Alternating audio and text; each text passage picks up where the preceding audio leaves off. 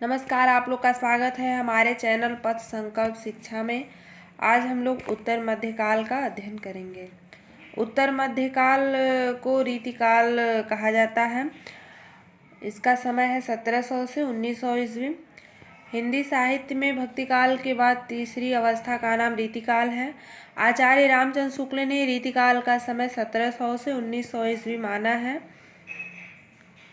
रीतिकाल का आरंभ उस युग में हुआ जब राजनीतिक दृष्टि से मुगल सत्ता भारत के केंद्रीय सत्ता के रूप में प्रतिष्ठित थी। रीतिकाल की चित्रात्मकता को प्रायः सभी आलोचकों ने स्वीकारा है।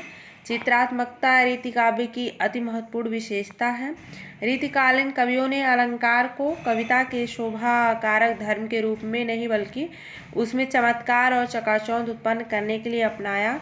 रीतिकाल की कविता आधुनिक आलोचना की शब्दावली में शुद्ध कलात्मक कविता है। रीतिकाव्य की भाषा में ब्रज भाषा के अतिरिक्त अरबी, फारसी और देशज शब्दों का भी भरपूर इस्तेमाल हुआ है। काव्य शैली के रूप में इन कवियों ने मुक्तक को ही अपनाया है। दोहा, सवैया और कविता इस काल के प्रमाणधान छंद हैं।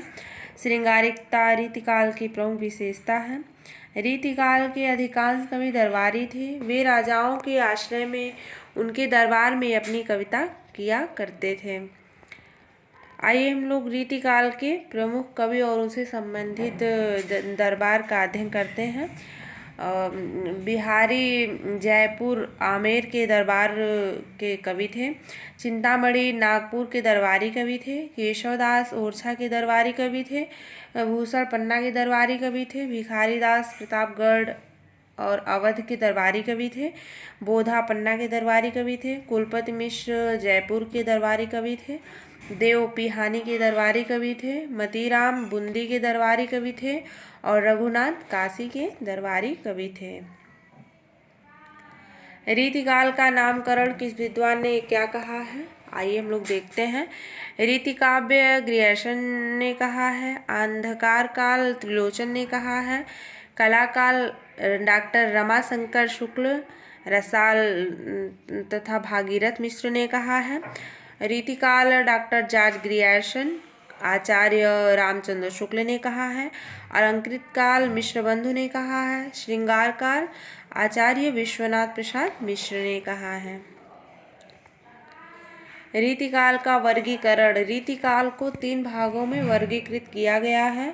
पहला है रीति सिद्ध काव्य धारा, दूसरा है रीतिबद्ध काव्य धारा, तीसरा है रीतिमुक्त काव्य धारा। रीति सिद्ध काव्य धारा में के कवि हैं बिहारी और सेनापति। रीतिबद्ध काव्य धारा के प्रमुख कवि हैं चिंतामणि, केशवदास, भूषण, मतीराम, कुलपति मिश्र, भिखारी दास, सुखदेव मिश्र तथा देव। रीतिमुक्त काव्य धारा के प्रमुख कवि हैं घनानंद, आलम, बोधा, ठाकुर। रीतिकाल के प्रमुख कवि एवं उनकी रचनाएं। बिहारी की रचना है बिहारी सतसई। चिंतामणि का है कविकुल कल्पतरु, श्रृंगार मंजरी, छंद विचार, रसविलास। मतीराम का है ललित ललाम, रसराज, अलंकार पंचासिका। भिखारी दास का है काव्य निर्णय, श्रृंगार निर्णय। जसवंत सिंह का है भाषा भूषण, प्रबोध चंद्रोदय, अपरोक्ष सिद्धांत, आनंद विलास। भूषण का है शिवराज भूषण, शिवा बावनी, छत्रसाल दशक। पद्माकर की रचना है पद्माभरण, जगत विनोद, गंगा लहरी, प्रबोध पचासा। कुलपति मिश्र की रचना है रस रहस्य, संग्राम सार, मुक्ति तरंगड़ी। और केशवदास की रचना है रामचंद्रिका, विज्ञान गीता। विज्ञान गीता एक आध्यात्मिक ग्रंथ है। कविप्रिया और रसिक प्रिया। दुलह की रचना है कविकुल कंठाभरण। बोधा की रचना है विरह बागीश, इश्क नाम। घनानंद की रचना है सुजान हित प्रबंध, वियोग वेली, प्रीति पावश, इश्कलता, पदावली। देव की रचना है प्रेम तरंग, भाव विलास, शब्द रसायन, काव्य रसायन, सुजान विनोद, भवानी विलास, कुशल विलास, देव शतक, राधिका विलास।